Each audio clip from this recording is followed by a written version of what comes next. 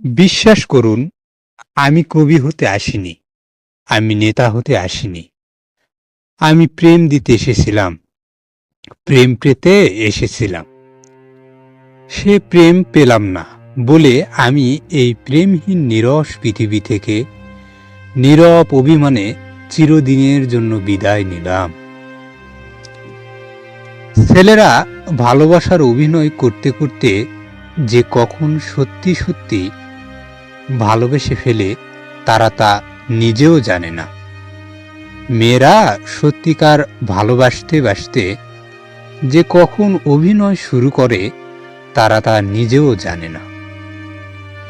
প্রেমের আনন্দ থাকে স্বল্পক্ষণ, কিন্তু বেদনা থাকে সারাটা জীবন। কাউকে প্রচণ্ডভাবে ভালোবাসার মধ্যে এক ধরনের দুর্বলতা আছে। নিজেকে তখন তুচ্ছ এবং সামান্য মনে হয়। এই ব্যাপারটা নিজেকে ছোট করে দেয়। প্রেমে পড়লে বোকা বুদ্ধিমান হয়ে ওঠে, বুদ্ধিমান বোকা হয়ে যায়। প্রেমের মধ্যে ভয় না থাকিলে রস নিবিড় হয় না।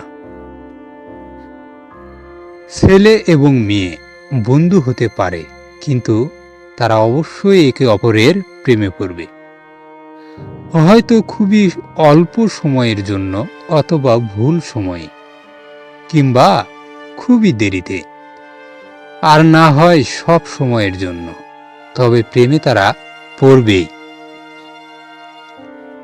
প্রেমের ক্ষেত্রে জয়ী হয়ে কেউ শিল্পী হতে পারে না, বড় জোর বিয়ে করতে পারে। একই ব্যক্তির সাথে বহুবার প্রেমে পড়াই হলো সার্থক প্রেমের নিদর্শন। ধোঁয়া টাকা আর প্রেম কিছুতেই চেপে রাখা যায় না, ঠিক ফুটে বেরোবেই। ভালোবাসা পাওয়ার চাইতে ভালোবাসা দেওয়াতেই বেশি আনন্দ। যে ভালোবাসা পেল না, যে কাউকে ভালোবাসতে পারল না, সংসারে তার মতো হতভাগা কেউ নেই। ভালোবাসা হচ্ছে এক ধরনের মায়া, যেখানে পুরুষ এক নারীকে অন্য নারী থেকে আলাদা করে দেখে, আর নারী এক পুরুষকে অন্য পুরুষ থেকে আলাদা করে দেখে। সোনায় যেমন একটু পানি মিশিয়ে না নিলে গহনা মজবুত হয় না, সেই রকম ভালোবাসার সঙ্গে একটু শ্রদ্ধা ভক্তি না মিশালে সে ভালোবাসাও দীর্ঘস্থায়ী হয় না। তুমি যদি কাউকে ভালোবাসো, তবে তাকে ছেড়ে দাও। যদি সে তোমার কাছে ফিরে আসে, তবে সে তোমারই ছিল, আর যদি ফিরে না আসে, তবে সে কখনোই তোমার ছিল না।